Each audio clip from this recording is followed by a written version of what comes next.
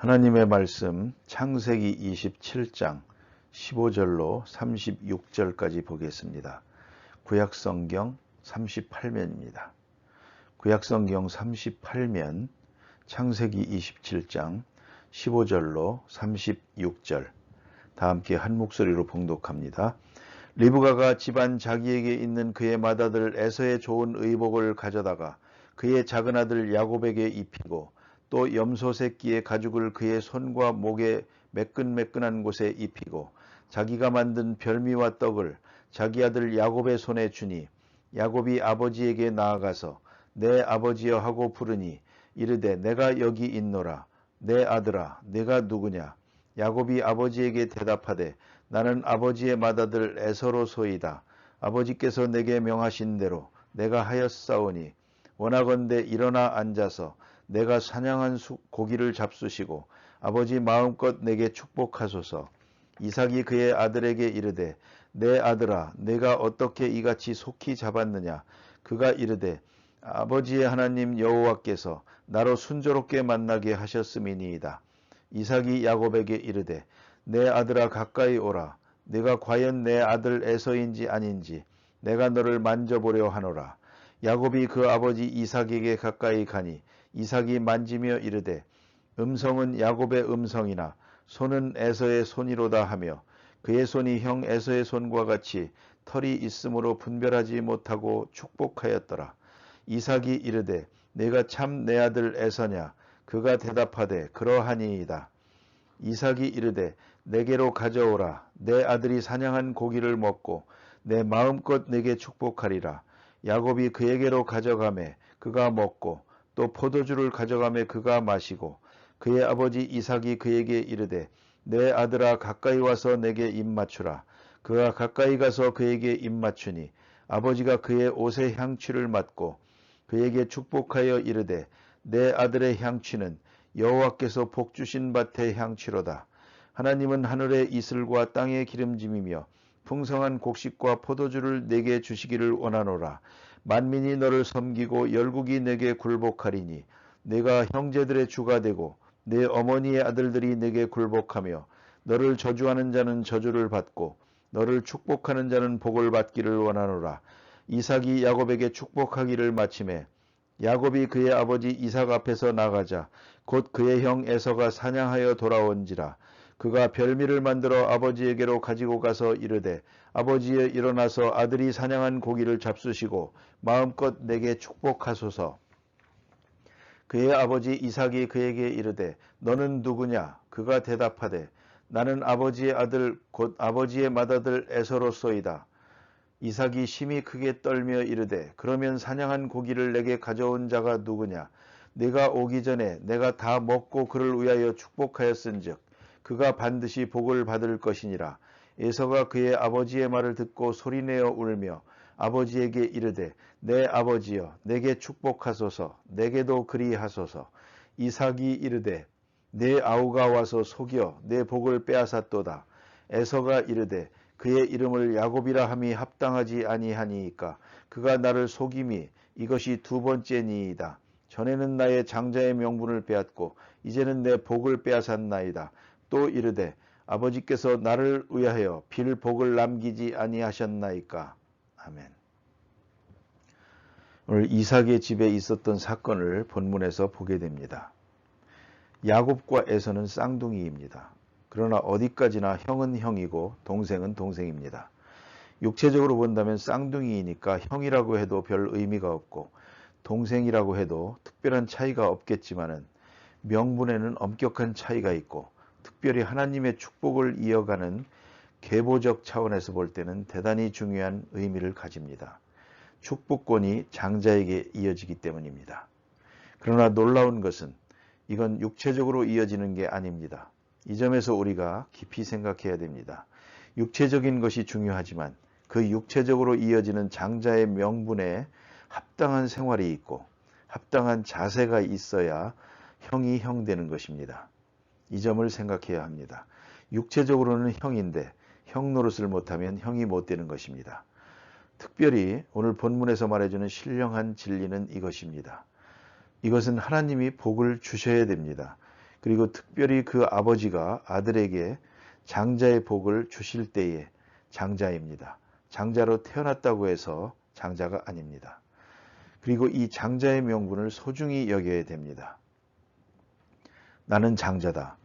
나는 택함받은 사람이다. 나는 가문을 이어가는 자다. 하는 그 명분에 대한 확실한 신념이 있어야 그게 장자요. 오늘 본문에서 말해주고 있는 것은 아버지가 장자의 복을 빌어야 됩니다. 그때부터 진짜 장자가 되는 것이지 장자로 태어났다고 해서 장자가 되는 것은 아니라는 말입니다. 그것이 바로 성경이 말해주는 심오한 뜻입니다. 여기서 우리가 하나 생각해야 됩니다. 사도 바울이 갈라디아서나 로마서에서 강하게 주장하는 게 그것입니다. 이스라엘이 참 이스라엘이냐? 혈통적으로 이어진 이스라엘이 이스라엘이 아니라는 것입니다. 이스라엘의 명분을 바로 지키지 못한 이스라엘이기 때문에 그는 선택받은 민족이면서도 선택받은 특권을 누리지 못하고 있다는 것입니다. 그러니까 육체적으로는 이스라엘이지만 영적으로는 진실한 의미에서 이스라엘이 될 수 없다는 것입니다. 여기서 야곱과 에서의 중요한 문제를 생각하게 됩니다. 야곱은 복받을 수 없는 자로 복을 받습니다. 분명히 육체적으로는 장자가 아닙니다. 그러나 그는 장자가 됩니다. 그런 거로 이건 이방인이 하나님의 백성이 되고 하나님의 자녀가 되고 하나님의 선민이 될 것을 말해주는 것이고, 에서라고 하는 사람은 육체적으로나 환경적으로나 분명히 장자로 태어납니다. 그러나 장자구실을 못하고 맙니다. 왜 그러냐? 명분을 소홀히 여겼습니다. 그리고 그 축복을 바로 받을 수가 없었다는 말입니다. 이 점을 깊이 생각해야 합니다. 그런 거로 오늘도 축복이 자동적으로 주어진다고 생각해서는 안 됩니다. 이것은 하나님의 말씀에 따라서 영적으로 이어지는 것이지 결코 육체적으로, 물질적으로, 또 세속적으로 이루어지는 것이 아닙니다. 그래서 야곱은 분명히 육체적으로는 동생이지만 그는 그 명분을 소중히 여겼습니다. 아주 사모했습니다. 복받을 만한 사람이 못 되면서 복을 받은 그런 사람의 대표가 야곱입니다. 이래서 이것은 곧 이방인을 예표하고 있는 것이다. 이렇게들 생각하게 됩니다. 자, 이제 이런 거룩한 역사를 놓고 오늘 본문에 그 상황이 전개되는데, 오늘 본문에 나타난 것은 또 다른 의미를 가집니다. 야곱이 이렇게 형의 명분을 죽 한 그릇을 주면서 샀습니다. 거래가 됐지만 형제간에 거래했다고 해서 축복이 되는 건 아닙니다. 문제는 아버지가 복을 빌어야지요. 그러니까 인간관계에서 해결될 수 있는 문제가 아니고 하나님과의 관계에서 축복은 해결이 되어야 됩니다. 그 점을 깊이 생각해야 합니다. 그런데 오늘 본문에 보니까 아버지를 속이는데 이것을 만든 자가 누군고 하니 어머니입니다. 그러니까 아내가 남편을 속이고 있는 것입니다. 그러기 위해서 공모를 하고 또 지혜를 짜냅니다. 가만히 보면 하나의 거짓말을 하기 위해서 둘이 함께 거짓말을 해야 되고, 거짓말이 또 거짓말을 낳고 여러 거짓말이 여기 따라가는 것을 볼 수가 있습니다. 오늘 거짓말을 몇 번 하는지 모릅니다. 본문에 보는 대로 거짓말에 대해서 한번 보십시다. 어머니가 음식을 만들어서 줍니다. 그런데 아버지가 내가 동생이라는 것을 알아버리면 복은 고사하고 저주를 받을까 봐 걱정입니다. 그러니까 그 어머니가 뭐라고 합니까? 저주는 내가 받을 테니 걱정하지 마라. 책임은 내가 진다. 이렇게 나옵니다. 얼마나 무서운 말입니까? 그리고는 음식을 만듭니다. 그 다음에 에서는 털이 많은데, 그러니까 짐승의 가죽을 가져다가 꼬입니다. 우리 한국 사람 입장에서는 이해가 잘 안 될 것입니다. 털이 얼마나 많으면 그랬을까? 저는 60년대 초에 유학을 하면서 깨달았습니다. 왜냐하면 프린스턴 신학교의 낡은 기숙사 브라운홀에 공동 화장실이 있고 공동 샤워장이 있습니다. 그런데 그게 다 열려 있습니다. 그래서 같이들 벗고 샤워를 하는데 서양 사람들 보니까 털이 많은 사람은 정말 원숭이 사촌입니다. 푹신푹신합니다. 그리고 우리처럼 수건으로 닦는 게 아니라 솔로 닦습니다. 짐승의 가죽으로 꾸몄다 해서 정말 그럴까 했는데 그렇습니다. 에서가 얼마나 털이 많았으면 짐승의 가죽으로 꾸몄습니다. 이렇게 거짓말을 합니다. 거짓말 하나 하기 위해서 이렇게 여러 가지 거짓말을 해야 되고, 또 하나 중요한 게 있습니다. 여기 보니 이삭이 눈은 어둡지만 귀는 밝아서 의심합니다. 몸은 분명히 에서인데 음성은 야곱이로다. 이런 말을 합니다. 그런데 오늘 거짓말 중에 가장 무서운 거짓말이 있습니다. 그게 뭐냐면 20절에 보니까 어떻게 이렇게 음식을 빨리 만들어 가지고 왔느냐 하고 이삭이 말하니까 하는 말이 아버지의 하나님께서 나로 순직히 만나게 하셨음이니이다. 사냥해서 고기를 가져오라 했으니까 가서 잠깐 있다가 잡아가지고 왔으니까 어떻게 이렇게 빨리 잡아왔느냐 하니까 하나님이 순직히 만나게 하셨습니다. 하나님의 이름까지 들어가면서 거짓말을 합니다. 거짓말이 하나 하면 둘 해야 되고 마지막에는 하나님 이름까지 불러야 됩니다. 이렇게 거짓말이 자꾸 확장되고 있습니다. 이렇게 아버지를 속이고 있는 것입니다. 아버지도 문제가 있습니다. 상당히 의심하고 있습니다. 음성은 야곱의 음성이나 손은 에서의 손이로다. 다시 한번 생각을 해봐야지. 여기서 그대로 복을 빌어서는 안 되었습니다. 왜 이래졌느냐? 그가 탐식을 했기 때문입니다. 그가 포식을 좋아했습니다. 좋은 음식 냄새 때문에 바로 알아볼 수가 없었습니다. 음식 없이 그대로 만났다면 얘기가 달랐을 것입니다. 더구나 그 채취에 대해서는 더욱 문제가 됩니다. 그런데 정신이 이렇게 흐려진 것은 바로 이 때문입니다. 음식을 잘 먹고 복을 빌겠다 하는 동안에 음식이 앞섰기 때문에 바른 총명을 나타낼 수 없었던 것이 아니었는가 그런 생각을 합니다. 그리고 서둘러 복을 비는데 여기 축복한 내용을 생각해야 합니다. 언제나 축복은 이렇게 세 가지로 이루어집니다. 첫째는 하나님은 내게 복을 주시기를 원하노라. 이것이 첫째 복입니다. 하나님이 내게 복을 주신다 하는 것은 즉 다시 말하면 하나님께 기도하는 것입니다. 그리고 하나님의 복이 임하기를 기도하는 것입니다. 하나님의 복을 선포하고 있습니다. 그래서 하나님은 하늘의 이슬과 땅이 기름지며 풍성한 곡식과 포도주를 내게 주시기를 원하노라. 하나님이 복을 주시기를 원하노라 하는 것이 첫째 복이요. 두 번째 복은 뭐냐면 이름을 높여주고 권세를 높여주는 것입니다. 언제나 으뜸되겠다는 것입니다. 만민이 너를 섬기고 내 형제들의 주가 되고 머리가 되겠다는 것입니다. 이름을 높여주고 다스리는 자가 되게 하겠다. 다시 말하면 권세를 주는 그런 복입니다. 이것이 축복입니다. 남을 섬기고 노예 생활하는 게 아니라 주인이 되는 복을 주시겠다. 세 번째 복은 보호함을 주는 복입니다. 하나님께서 보호해 주시겠다. 그래서 내가 저주하는 자는 저주를 받고 내게 축복하는 자는 복을 받기를 원하노라. 복의 근원이 되고 복의 기준이 되겠다는 말입니다. 그래서 하나님이 함께해서 그를 저주하는 자는 그를 저주하고 그에게 복을 비는 자는 하나님께서 복을 주십니다. 이것이 복입니다. 우리가 하나님께 기도할 때에도 이 같은 이삭이 야곱에게 비는 것 같은 복을 생각해야 됩니다. 우리는 무엇을 주세요? 이렇게 해 주세요 하고 고집을 부릴 때가 있지만 그러나 참된 복은 여기에 있습니다. 하나님께서 복을 주시고 하나님이 늘 함께하는 모든 행위에 함께하는 그런 복을 주십니다. 또 모든 사람이 어디 있든지 간에 권세 있는 자가 되고 주인 노릇을 하는 자가 되게 해주십니다. 세 번째는 하나님이 늘 보호해 주시는 복을 주십니다. 이렇게 세 가지 복을 빌어야 할 줄로 압니다. 지금 이삭이 야곱에게 이렇게 복을 빌었습니다. 야곱에게 복을 빌기를 마침에 야곱이 그 아비 이삭 앞에서 나아가자 곧 그 형 에서가 사냥해서 돌아온지라 그랬습니다. 형이 음식을 만들어 가지고 또 아비에게 가져갑니다.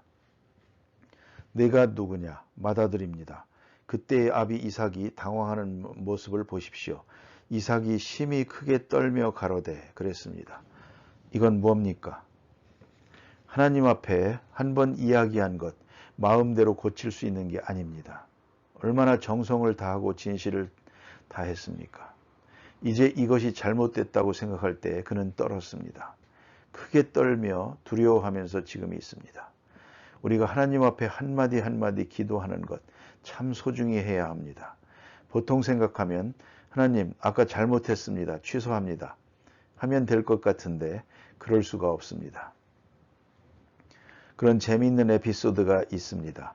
옛날에 김익두 목사님이 부흥회를 인도하는데 주일날도 인도하시는데 장로님이 교회에 둘, 셋밖에 없을 때인데 중요한 장로님이 주일날 안 나왔습니다. 웬일인가 해서 본 교회 목사님한테 물었습니다. 김 장로님 왜 안 오셨습니까? 하니까 오늘이 장날이라서 장사하는 분이라서 못 나온 것 같습니다. 그렇구만. 예배 마치고 나서 그 장로님한테 가자고 해서 갔습니다. 장로님은 장바닥에 앉아서 열심히 장사를 하고 있습니다. 이걸 보고서 김익두 목사님이 들어서자마자 손을 들고 하나님 앞에 기도하는데 하나님이여 이 장로님이 주일도 안 지키고 장사를 한다고 합니다. 장사 홀랑망하게 해 주십시오. 그랬다는 것입니다. 장로님이 벌벌 떨면서 잘못했습니다. 다시는 이러지 않겠습니다 하니까 김 목사님이 다시 기도하기를 하나님이여 다시 기도하옵나니 아까 기소한 것 취소합니다. 그랬다는 것입니다. 이삭이 왜 아까 기도한 것 취소하지 못했을까 생각합니다. 이삭이 왜 이렇게 벌벌 떨고 두려워했는가? 잘못했기 때문입니다. 그 잘못들이 함께 마음에 몰려오기 때문에 두려워하고 있습니다. 에서가 그 아비의 말을 듣고 방성대곡하며 아비에게 부르짖습니다. 이제서야 깨달았습니다. 축복 하나하나를 소중히 여깁니다. 내게도 복을 주소서 이렇게 말합니다. 그리고 그가 말하기를 내 아우가 내 축복을 빼앗았습니다. 그럽니다. 오늘 본문에도 나를 속임이 두 번째입니다. 그럽니다. 아닙니다. 팥죽을 가지고 얘기할 때는 에서가 잘못한 것입니다. 두 번째가 아닙니다. 빼앗았다고 하는데 빼앗긴 것 아닙니다. 에서가 아직도 바로 생각하지 못하고 있습니다. 자기가 소중히 여기지 못했기 때문에 빼앗긴 것입니다. 야곱은 야곱대로 잘못했습니다. 그러나 에서는 에서대로 또 잘못했습니다. 야곱에게만 잘못이 있었던 것이 아닙니다. 우리의 축복을 빼앗으려는 사람들이 많이 있습니다. 그러나 우리는 항상 바로 서서 바른 믿음에 살아야 됩니다. 어제까지는 장자입니다. 오늘 내가 잘못할 때에 장자의 명분을 빼앗깁니다. 마가복음 9장에 그런 말씀이 있습니다. 귀신 들린 어린아이가 예수님 앞에 나왔을 때에 예수님이 안 계셨습니다. 기도하러 올라가셨습니다. 그때 제자들이 병을 고치려고 합니다. 바로 엊그제까지 귀신을 내쫓은 일이 있었습니다. 그래서 해봤는데 안 됩니다. 그때 예수님이 오셔서 귀신을 내쫓았고 제자들이 물어봅니다. 왜 우리는 못했습니까? 예수님 말씀이 기도 외에는 이런 일이 있을 수 없느니라 그랬습니다. 아무리 능력을 행한 일이 있고 과거의 경험이 있지만은 오늘 기도하지 않았기 때문에 시험에 빠진 것입니다. 이걸 잊지 말아야 합니다. 에서가 분명히 장자이지만 명분을 소홀히 여겼습니다. 결국은 야곱은 야곱대로 잘못했지만은 에서는 에서대로 잘못했습니다. 오늘도 그가 빼앗았습니다. 그럽니다. 빼앗은 것이 아닙니다. 제가 내버린 것이지 팔아먹은 것입니다.